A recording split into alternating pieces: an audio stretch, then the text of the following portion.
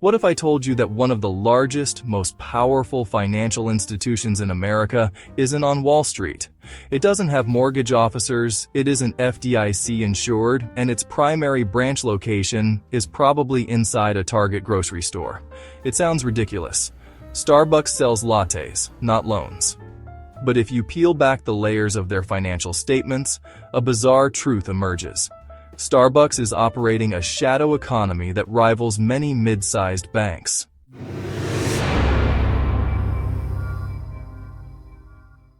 Today we're opening the books on the Bank of Starbucks.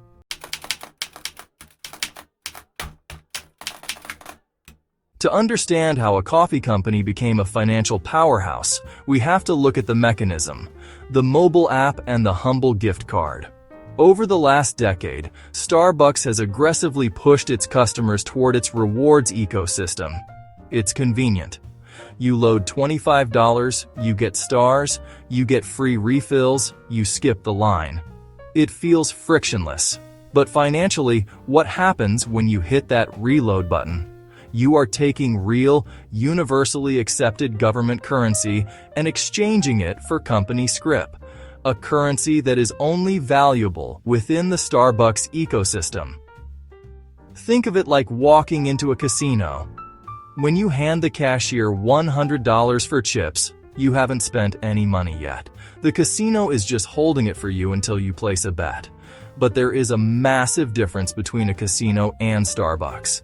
At the casino, if you don't lose your money at the blackjack table, you can cash your chips back in for real dollars at the end of the night. At Starbucks, that exchange is a one-way street. You cannot withdraw your balance. You cannot transfer it to your bank account. Once you deposit that money, the only way to get value back is to drink it, one $6 latte at a time. Until you buy that coffee, that money is just sitting there. In finance, this concept is called the float, and Starbucks has mastered it better than almost anyone else in retail history.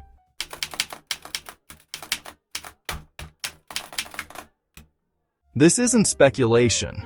It's right there in their public financial reports. The money you load onto your card doesn't count as revenue for Starbucks right away. It sits on their balance sheet as a liability, often labeled as stored value card liability or deferred revenue. As of their recent annual reports, this pool of customer money regularly hovers around $1.6 to $1.8 billion. Let that scale sink in. Nearly $2 billion of customer cash just sitting in Starbucks accounts, waiting to be converted into caffeine.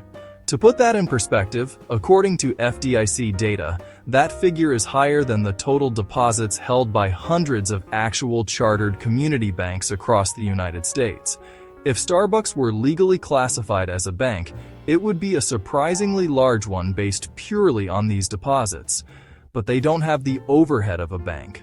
They aren't paying thousands of tellers. They don't need armored trucks moving cash between vaults, and they don't need complex compliance departments to manage high-risk loans. They just need an app.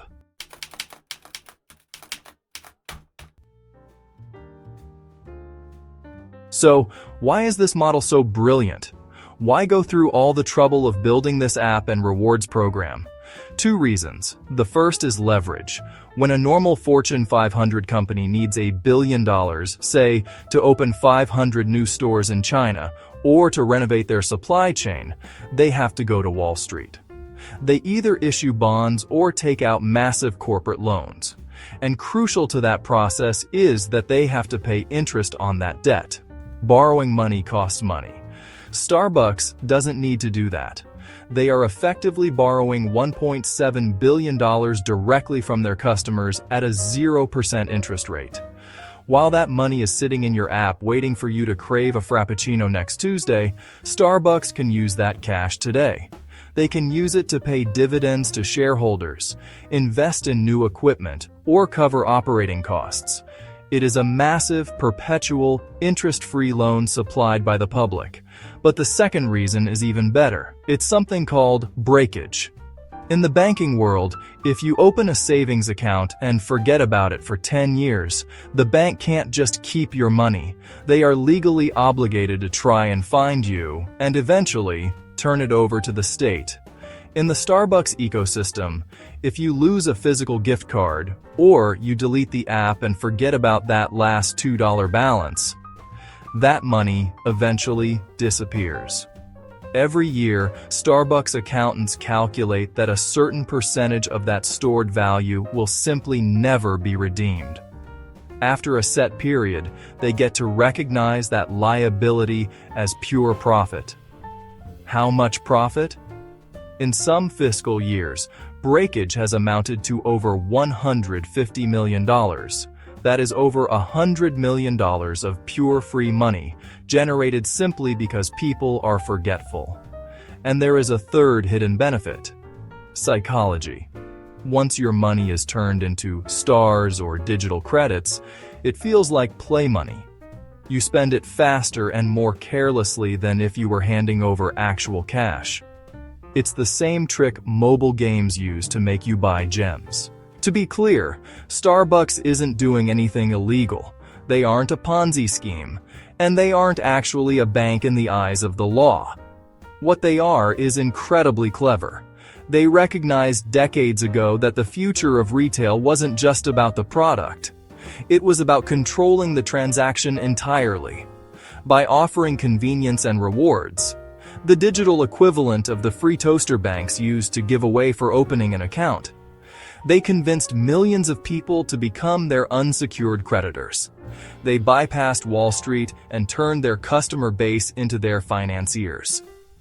So the next time you reload your app to grab a morning coffee, ask yourself, are you just buying a latte, or are you making a deposit into the bank of Schultz? And perhaps more importantly, as tech giants from Apple to Amazon rush to build their own closed-loop financial ecosystems, how long until your favorite retailer knows more about your finances than your actual bank does? The hidden bank inside Starbucks. How they profit from your unspent lattes.